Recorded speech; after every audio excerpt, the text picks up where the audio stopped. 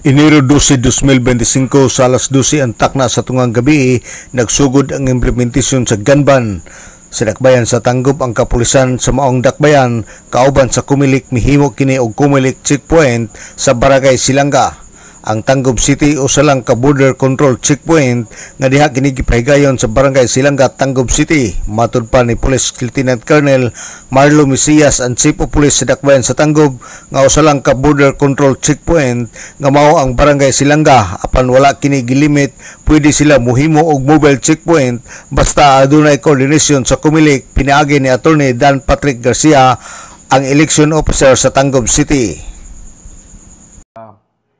During sa checkpoint, wala may kakulian nga na experience. Wala nakuha ang mga armas. Wala. Wala mga nakuha nga armas. Tanan nga nang labay nga na inspect sa ato ang personnel. Wala man po yung mga dala, kay mga malabay, especially tong mga four wheels nga ilag yung visually check.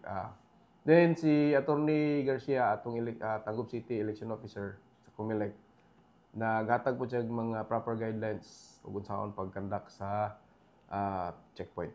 Pila ka mga lugar ang i-consider sa Kumilik checkpoint? Isa ra sir, isa ra ka lugar ato arang Silanga nga border control checkpoint. Pero wala siya gilimit kung basta magkuan lang mag-inform lang mi sa ilaha o sa iya.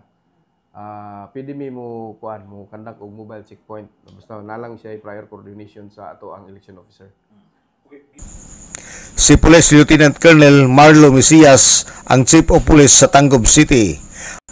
Atol sa gipahigayon nga Kumilik checkpoint sa kapulisan, walay nakuha nga mga illegal nga butang sa maong higayon. Ang basic operation sa kapulisan sa election period o ordinary nga adlaw parehara. Apan sa election period nakapokus ang kapulisan sa gun control, hinoon ang pamaagi parehara sa ordinary nga adlaw. Alang sa DXDD Radio Kampana, ang radyo sa simbahan, WD45 Dudong Barkamento, Danag sa Nakbayan.